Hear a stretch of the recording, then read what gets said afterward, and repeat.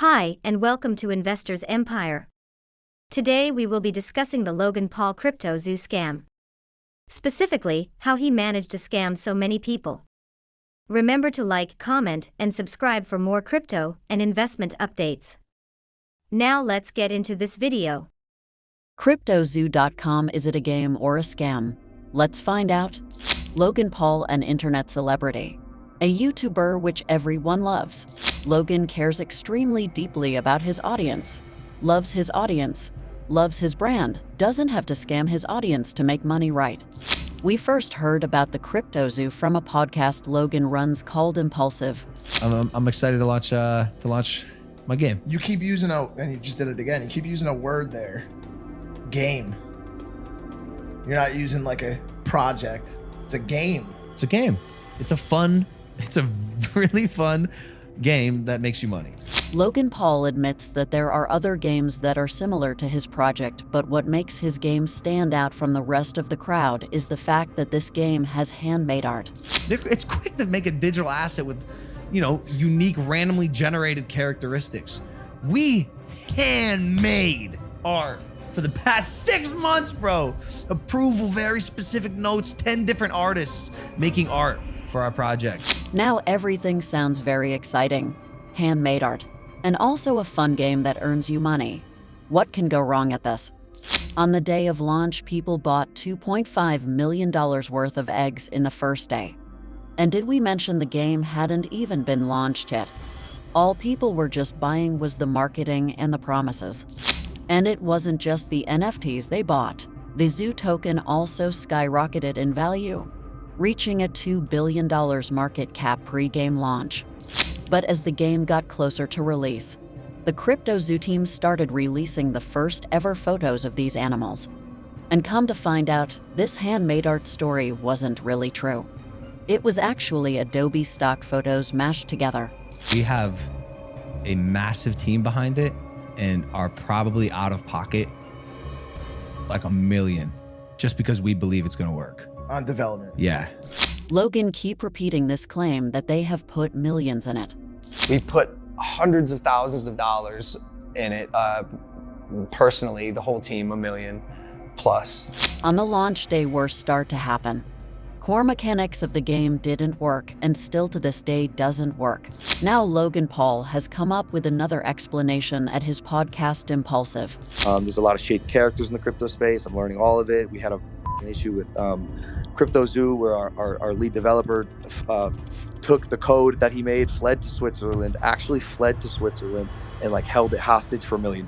Like behind the scenes drama that took a stick and stuck it in the spokes of my wheels. Okay, so there is now a shady developer who took the code to Switzerland and held it hostage for $1 million. So let's investigate who he is. The developer name is Zach Kelling. We will just call him Z. Here is what he said. He literally never paid me anything at all, ever. I never paid. And, we got to a point when I was working on it where I just realized they were just going to try to steal all of my work and not pay me. So I took all of his source code private.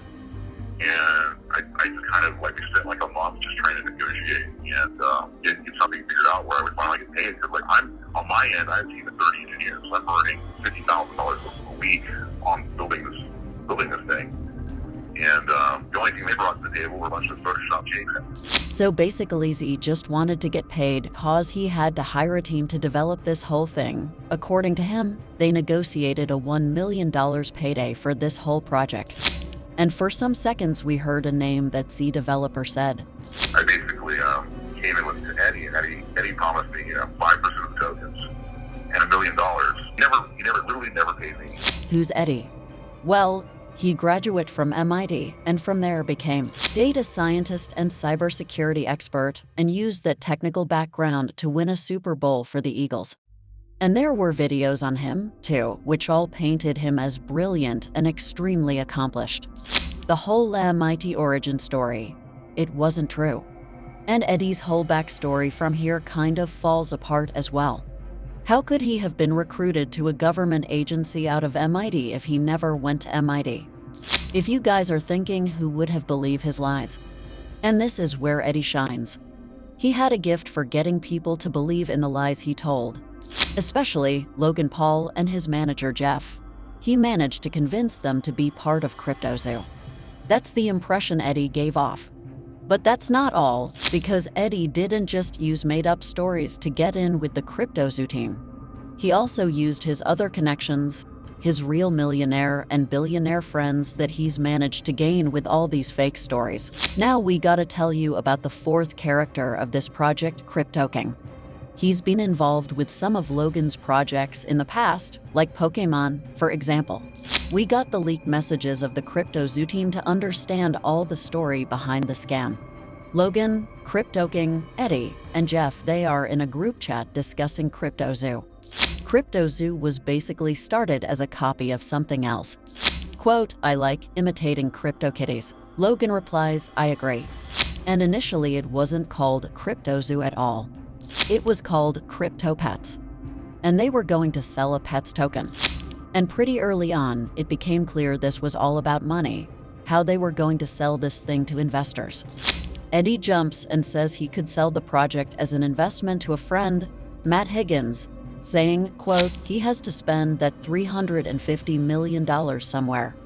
Why not us?" And Logan says, "I love that idea. CryptoKing, I'm in." And of course, you have Jeff saying, "Let's go."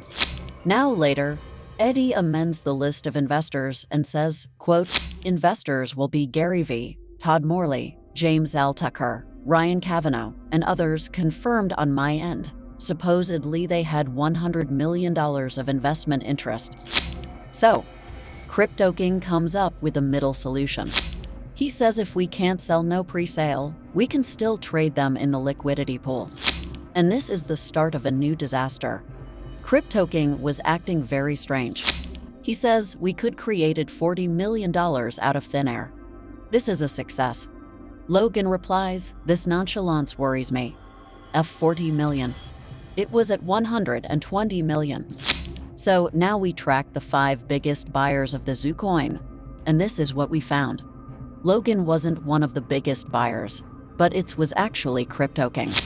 CryptoKing had a relatively small role in this whole project.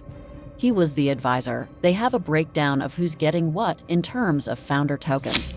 And like, Logan Paul's getting 51%, Eddie's getting 30%, Jeff's getting 10%. Jake's only getting 5% of tokens, but he has the most of these, like stealth launch tokens. But before we get to why he has more tokens and more money invested in CryptoZoo, we need to see some messages in which CryptoKing accused Logan Paul he was a scammer. He says, "Logan, you stole $40 million. You're a scammer, you're a con artist. All that stuff. He betrayed your community. The reality is you aren't that guy." And Logan responds, "Oh, Jake, trust me, bro. I am that guy." Hugh in the arms of an angel. CryptoKing may have stabbed him in the back in the first place. From the blockchain analysis across his blacklisted tokens, CryptoKing ended up making $6 million. He did this by sending out tokens from these larger wallets to dozens of smaller wallets, selling them, and then sending the money to final cash-out wallets. He's not the only one who sold here. For example, Jeff Logan's manager never sold, neither did Logan Paul. Well, that's a surprise. But you know who did sell. Eddie Ibanez, the guy who didn't pay the developers. The supposed MIT graduate. His initial wallet got a ton of Zoo, sent it to a bunch of smaller wallets, and then sold off. Kind of like CryptoKing.